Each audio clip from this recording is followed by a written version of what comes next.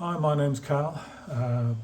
This is a presentation with some reflection on what I've read and what we've studied up to this point in the unit Global Business.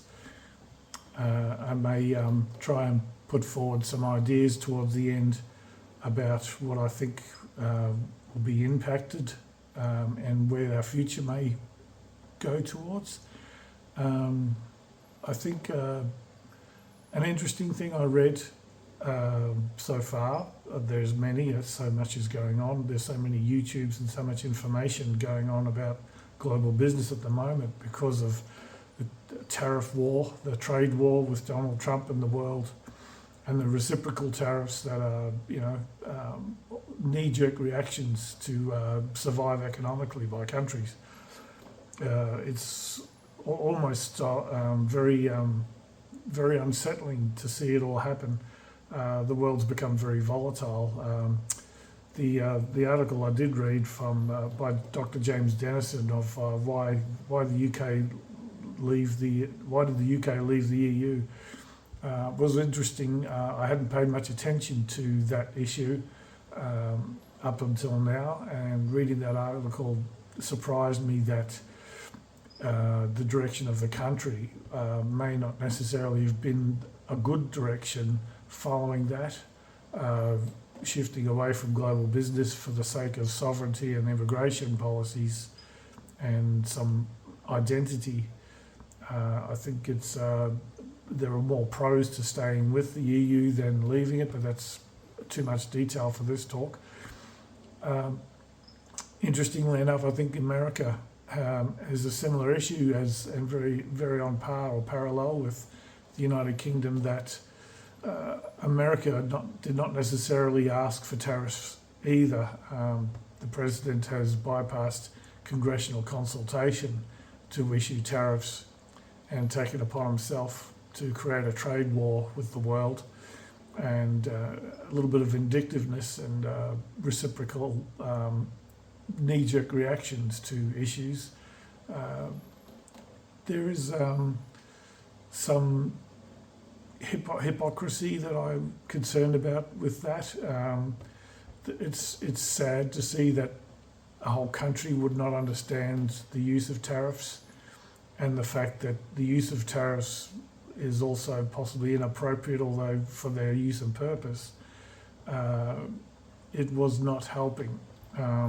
The US dollar is dropping in power, in strength. Issues with China and invasion of Venezuela and taking over the oil. There's a lot of debt Venezuela owes to China. There's some things that there's some deeper consequences to what you see at face value, and the media cover of the knee-jerk reactions and there's not a lot of long-term forward-thinking pictures of the consequences of what's happening. I think learning about GDP, specifically with America, expressing also another hypocrisy that having a deficit to the world is a bad thing, which is not. The country runs at a deficit because it probably imports more than it exports, simply because of the way it's been set up, and it's expensive to manufacture in America, and they've relied on countries like China who have cheaper labour force and cheaper manufacturing. So it's a bit of a quid pro quo, and having a deficit is not necessarily bad news, although it's been promoted that way in the media. So this is a lot of business risk that I've learned about. We're trying to promote and educate your customer and learn about the other country, what's going on. And then also a lot of businesses will, through the risk mitigation of investigation and research in other countries, specifically if you want to directly invest in or export to a country, is to know what their stability is like. There's so much uncertainty at the moment, which I think created by the US. So it makes it harder for businesses to make decisions and seek out protections against radical and volatile changes in currency exchanges and tariff policies. I think I'm enjoying learning this. I feel there's a lot more I could learn.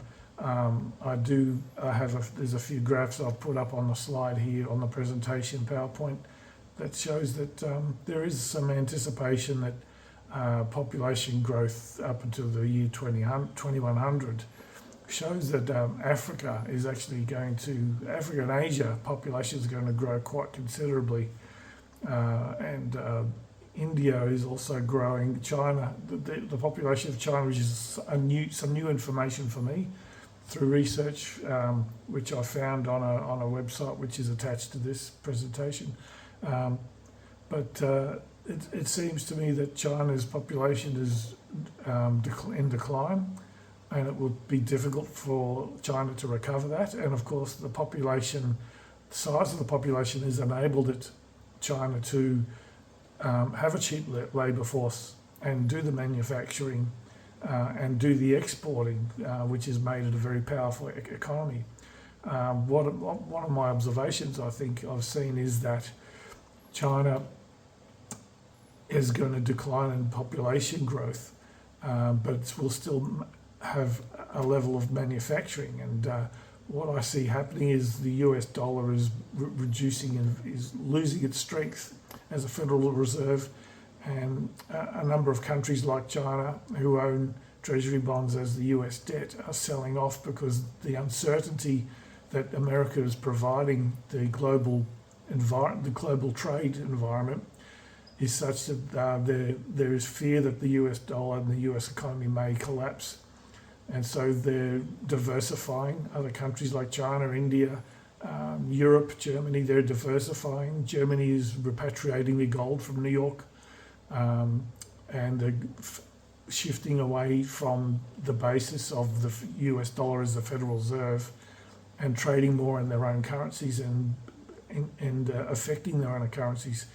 So I think with the growth of population in Africa and Asia, I think China is already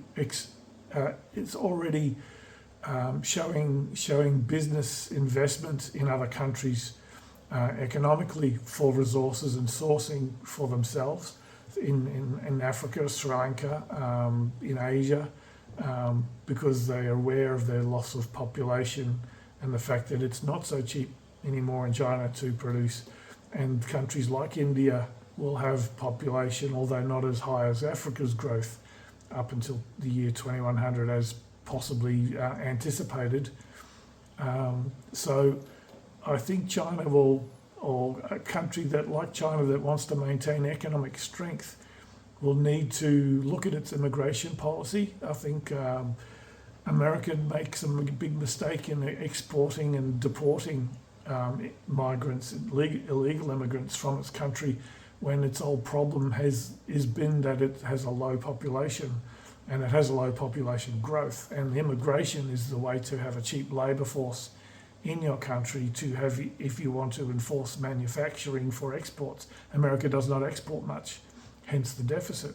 And for it to be able to repay its $38 trillion debt, the tariffs have made some impact, I think, but the tariffs have really been a tax on its own public. And to deport millions of immigrants means that you have less people to tax, lower revenue. So America needs to consider a policy I would have thought would be more feasible for America would have been to actually legalise more immigrants and concentrate on the workforce for manufacturing to encourage investment from overseas. So make it cheaper for a labour force to be operated in America by the Americans, rather than have a Chinese population in America in a factory working there on work visas. So there's some policies there that could be done more for the better of America, which have not been addressed. I also think that if China addresses its own immigration policy, I don't think that many immigrants actually move to China. But in the future, with a loss of population, but an instilled manufacturing environment with less people to operate it, I think it will be a very feasible and very economically prudent for China to consider an immigration policy with Africa and Asia and India, because to have the structure and the infrastructure of manufacturing in China without the population levels would tell me that they will need people to operate their manufacturing, and that's where you encourage migrants, skilled migrants and unskilled migrants, depending on the job required. So an immigration policy going forward is a way for China to maintain economic stability and also economic strength, because America has not taken proper steps, I think, for its own sake in survival as an economic power. The fear of this is that economic strength in the past, I think, has come from the United Kingdom taking over countries and invading countries through power and having power through might, which is the policy that America has apparently adopted by power through might, attacking Venezuela and being so arrogant, and its intentions with Greenland, and creating uncertainty with business, so that businesses really don't understand, or they don't know, or they have a fear of making long-term investment. I think many businesses and a lot of economies are waiting to see if the midterms will actually kick Trump out and he'll be impeached, and America may become stable with a better leadership. The other idea I have is that the figures and the data released showing growth in America is quite distracting, because the fear of tariffs means that business who've affected by imports and tariffs, if there's a scheduled date where a tariff will take effect, I think business will actually try and up their purchasing and procurement prior to when the tariffs take effect, which gives a false figure of growth. So there are many things. It's very difficult to observe and decipher what's going on. There's so many things, so many countries impacting each other. Climate change is warming the northern Atlantic. Canada is spending money and investing in shipping lanes up there and ports and ice-breaking ships with the intention of dealing with countries that are sanctioned by America. Countries that wouldn't normally trade with each other are starting to trade with each other in spite of America because of the tariff war. So these things are very interesting. It's hard to say whether I'm pessimistic or optimistic about the future. I think the midterm elections in America will tell us whether we're going to have a stable environment for 2026 or 2027, and whether or not, because the other issue is that these tariffs, there is a question of these tariffs with the Supreme Court in America of whether they're legal, and if they're illegal, declared illegal, the American government will have to repay them back. And with the American economy struggling so much with the deficit issue and the tariffs and the loss of business, I think a $38 trillion debt is not going to be serviceable or repayable. And then what will happen is that America, who has been a good payer in the past, which is mostly on the interest of the debt rather than the actual debt, is going to have trouble paying because it'll have a lot lesser population, and the tariffs will be taken away, and the taxation is going to be one of the only policies America will be able to use to pay its own debt off. If it loses its control of the Federal Reserve and the world has less demand for the US dollar, I can see that the value of the dollar will lose, which may reduce the debt of $38 trillion, but it's still considerable.